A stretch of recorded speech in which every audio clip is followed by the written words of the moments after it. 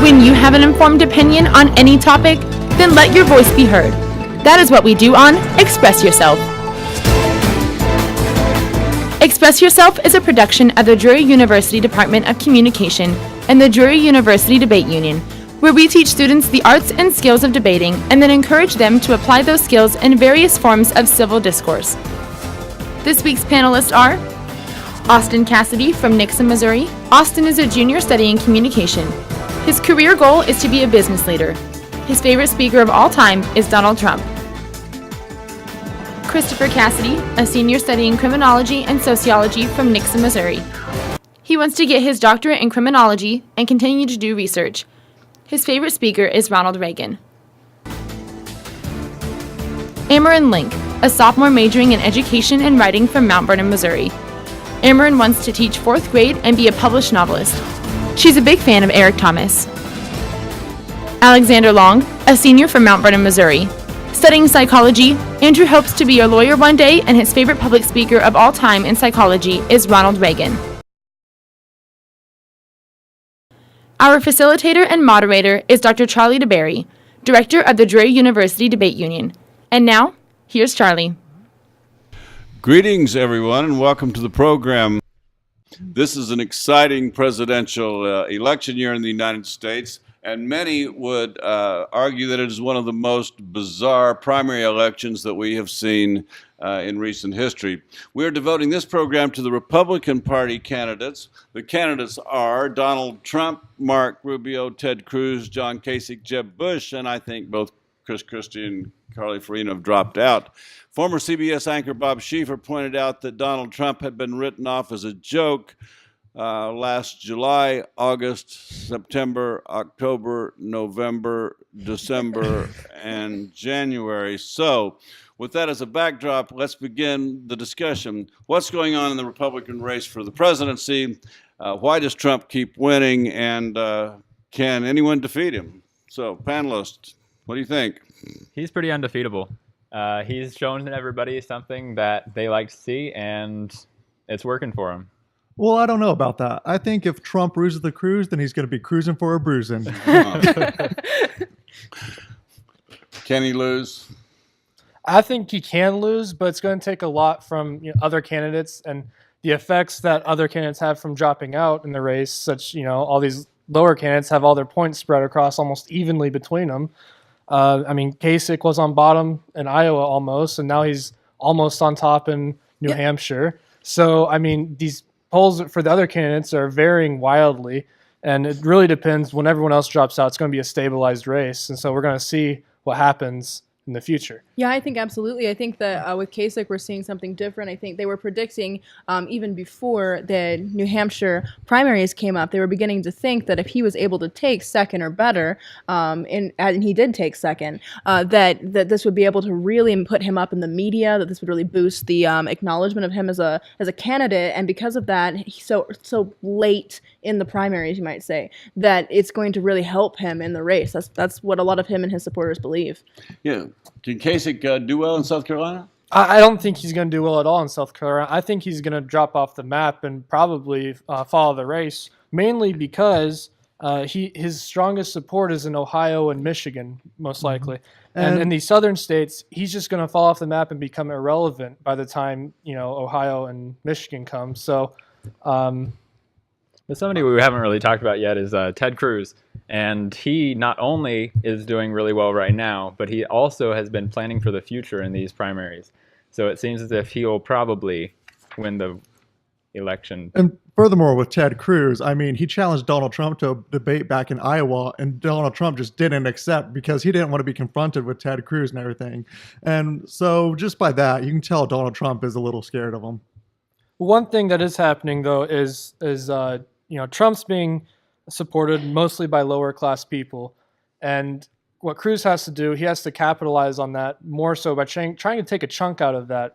But when he needs to rely on the strategy of attacking the media and appealing to these lower class people, so take as many votes away from Trump.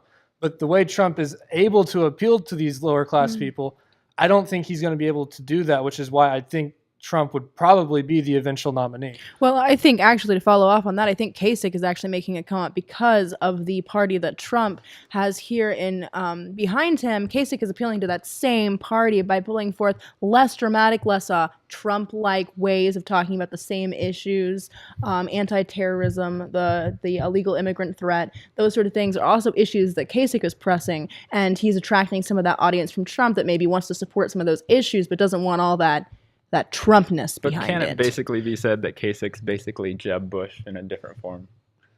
I think No. we could largely agree on that because if you look at it, I mean, you could kind of compare Marco Rubio to Jeb Bush as well because Marco Rubio did really well in Iowa. However, in the New Hampshire primary, he did horrible.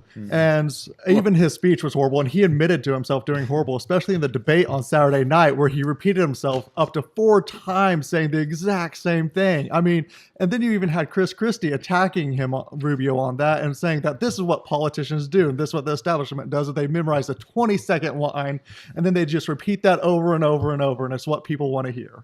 Well, why did Christie take Rubio out and then drop out of the race? I mean, Christie is who took Rubio out. He's hoping for the vice presidential candidacy, obviously.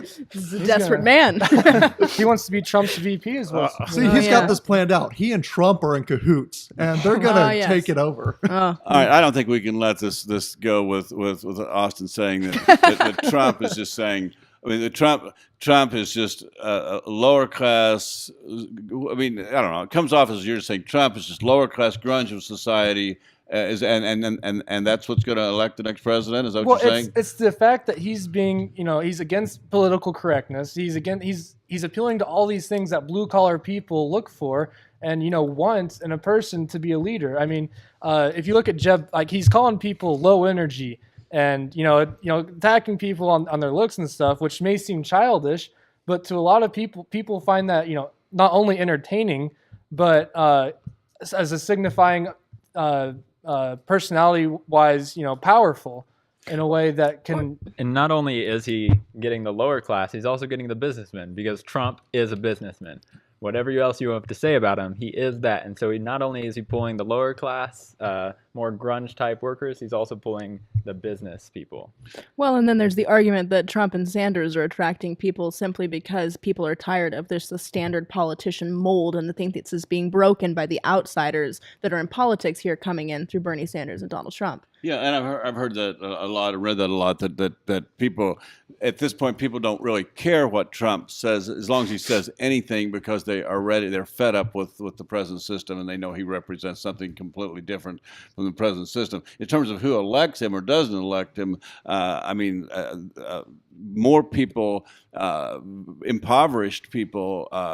There was a huge percentage of very impoverished people, low-income people, and so forth, and people with a high school education or less that helped elect Barack Obama, but I think what I'm hearing is Barack Obama also had a lot of upscale support, and you're not seeing so much of that with Trump, although Emron says, or someone said he was pulling the people with money as well. Well, one thing is if anyone thinks that Obama is doing what he's doing, unintentionally or not intentionally, I mean, those people are naive. I mean, Obama knows exactly what he's doing, and anyone who doesn't think that is naive. Well, now that's very cute, Marco Rubio, but that's not going to get us down to the point. I just want to say this again. Anyone who doesn't think Obama doesn't know what he's doing, he knows what he's doing. If you don't think that, he's naive. Speaking of that, what I think is Marco Rubio dug himself a grave in that New Hampshire debate when he kept repeating that same line over and over. But it's Rubio out of it because he's got all the Latino votes. We've got a lot of Latino vote, a lot of black votes, so forth coming up in South Carolina. You're saying maybe Kasich will struggle with that. Donald Trump, I don't know what he, but is Rubio? Where's he going to come in? Well, I think after people saw that, and he was predicted to be in a tie for second place in New Hampshire, and he polled almost last among establishment candidates. Mm-hmm. And so I think it's a shift between candidates, between every primary. I think what it's going to be a musical chairs with Kasich, Rubio, and Jeb's just going to be at the bottom. But as Trump would say, low energy. low energy. So I really think you're going to see something different with Kasich. I think that Kasich's going to slowly begin to take over the platforms of some of his competitors, and since he's now reached this point, I think he's going to fully use it to his advantage to go ahead and land the plane, as he says, of the presidential election, because he is taking bits and pieces from both Trump and Cruz and trying to combine them into this Mod Podge of what the people want. Well, if he takes a tight second in South Carolina, that's good? It's good for him. But guys, we're missing the point here. There's so many candidates in the Republican race right now that after all of them drop out, it's just going to be between Cruz and Trump. And when that happens, all the supporters who are supporting other candidates right now are going to go to Cruz, and so he's going to win this thing. I kind of agree with you by saying, Trump and Cruz, normally Cruz, if Trump was in this race, Cruz would appear as the radical candidate. But with Trump in the race, Cruz kind of looks kind of moderate comparatively. So, in a way, I could see that happening. Okay, so you got is there okay? Kasich, you're saying maybe a good chance in South Carolina. Rubio, you're saying going to drop down. I say Rubio is most likely going to drop down. Yeah. Okay, and for God's sake, how could we not be talking about Jeb Bush? Where are you guys? I mean, you know what they say: slow and steady wins the race. With that steady 2% of support he has. Well, he says it's still all up in the air, and that it won't be decided until. Well, I mean, the polls have been radical, but not that radical. We have a trend. Well, okay, we're gonna start. What we're gonna do? We're gonna wrap this up. We're gonna have a lot of shows on this election this year, and so we're gonna get a chance to revisit them. And I want to wrap it up. I'd like for you to go out on a limb here and do some kind of call for me on South Carolina, and then we'll revisit that in the next probably 2 shows from now. So let's give me a call on South Carolina. What do you think is going to happen? I don't know, 1, 2, or 3, or show, or place, show, or win, or what? I say Trump takes first, Ted Cruz takes second. That's about it. All right, go ahead. I'm predicting a Trump first and a Kasich close second. All right, what do you got? I'm predicting a Cruz first and a Trump second. Jeb Marco. Sorry, Trump Cruz. Trump Cruz. Now, look, since we're following an election, and these shows are recorded, so each week we're going to be able to look back at previous shows and see just how wrong Austin was, or not me. No, I'm going to be right. Not you. So anyway, thank you, panelists, for doing a fantastic job, and thank you, viewers, for tuning in. If you would like to see more of the shows, simply go to drury.edu/debate, and there's a side drop there that will tell you videos, and you'll see Express Yourself. And remember, the next time you have a difference of opinion on any given topic, keep emotion out of it. Stick to the facts, and never make it personal. Then when you're ready, express yourself. Thanks again, and we'll see you next time. Good job.